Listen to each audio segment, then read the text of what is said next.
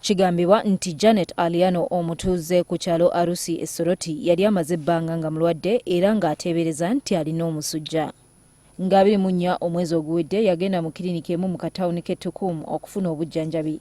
Nannyini kiriniki eyo eyayita Dr. Justin Elongot agambibwa okuba nga yamukuba empiso mu mukono okumujjanjaba omusujja, kyokka nti eddagala lyakozesa lyali ffu.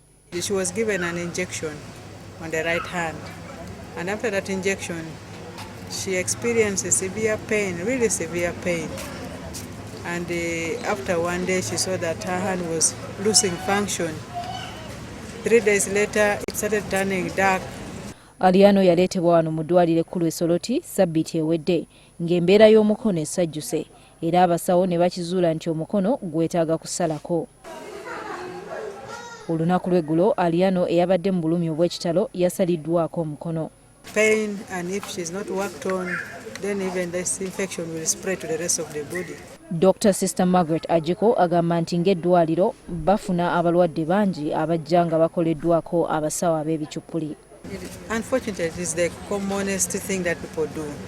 They prefer going to these quacks to get medication, but this typical condition where a hand dies, this is the worst of it. Poliisi yo emaze okakasa nti Justin Elongot si musawo mutendeke era ne kliniki gy'abadde addukanya abadde agiddukanya mu bubba nga terina license. Ono kati atemeza mabega wa mitayimbwa. It's just ordinary level dropout, but who once worked with his brother in a clinic and therefore came and started opening up his own clinic and administering injections. Elongot akkiriza nti si musawo mutendeke era n'ategeeza nti abadde akola ne muganda we mu kadduuka k'eddagala okumala emyaka 15. I knew it was malaria. Then I injected quinine on the bottom.